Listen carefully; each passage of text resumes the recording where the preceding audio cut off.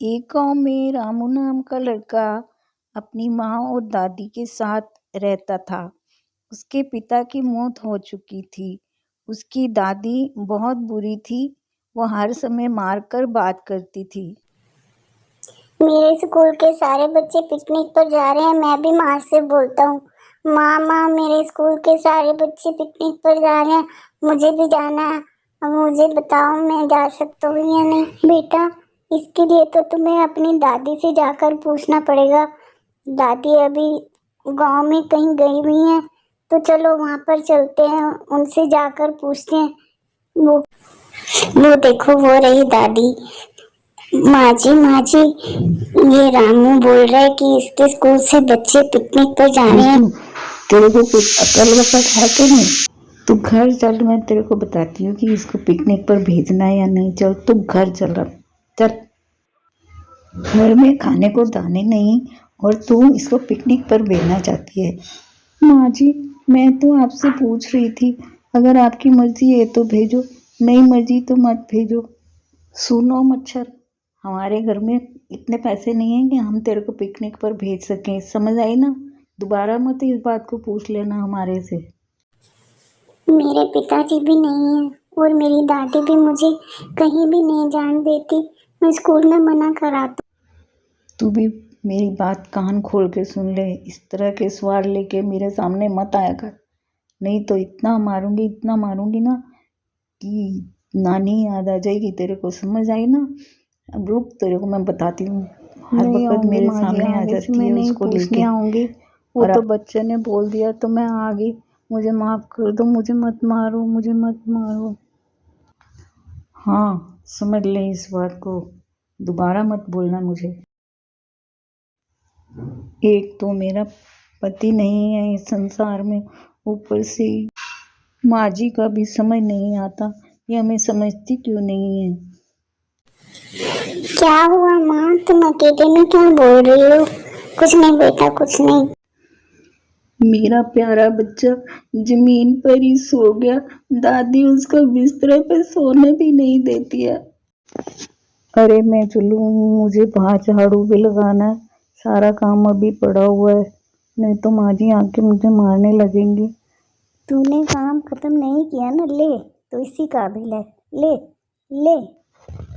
अरे वाह रे वाह, तेरा तो पति भी नहीं और तू लाल साड़ी पहन के चल पड़ी। आज तो मैं तेरे को जिंदा नहीं छोड़ूंगी।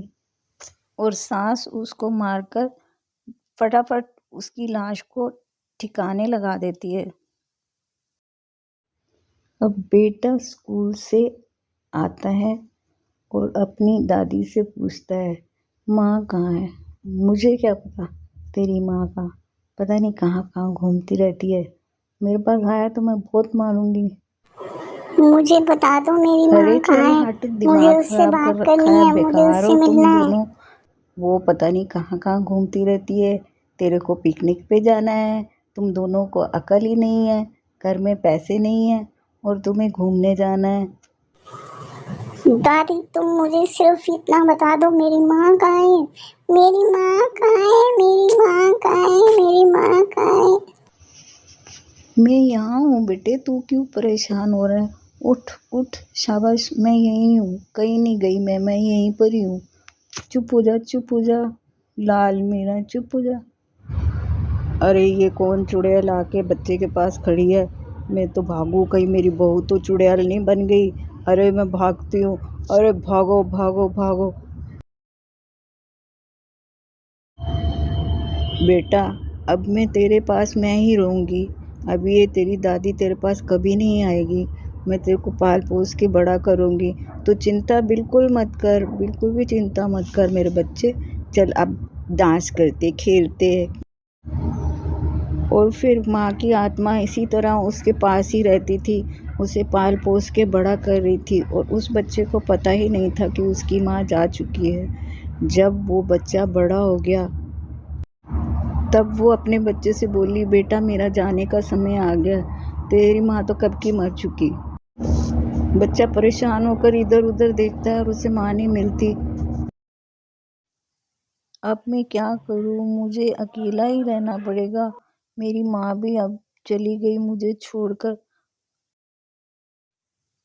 फिर एक दिन दादी घर आ जाती है और बच्चे से बोलती है, बच्चे मुझे माफ़ कर दे, मैंने तेरी माँ को मारा था, पर पुलिस को मत बताना, मैं तेरे से माफ़ी मांगती हूँ, तू मुझे माफ़ कर दे। बच्चा बोलता है, दादी तुमने जो भी किया अच्छा नहीं किया, पर उसकी सज़ा तो तुम्हें मिल ही चुकी है, क्योंकि तुम्हें सारी उम्र अलग रहना पड़ा और मैं तुम्हारी तरह नहीं बन सकता, तुम यहाँ मेरे पास रह सकती हो। ये कहानी हमें ये बताती है कि हमें किसी का बुरा नहीं करना चाहिए, बुरा करने वाले को ज़रूर सज़ा मिलती है।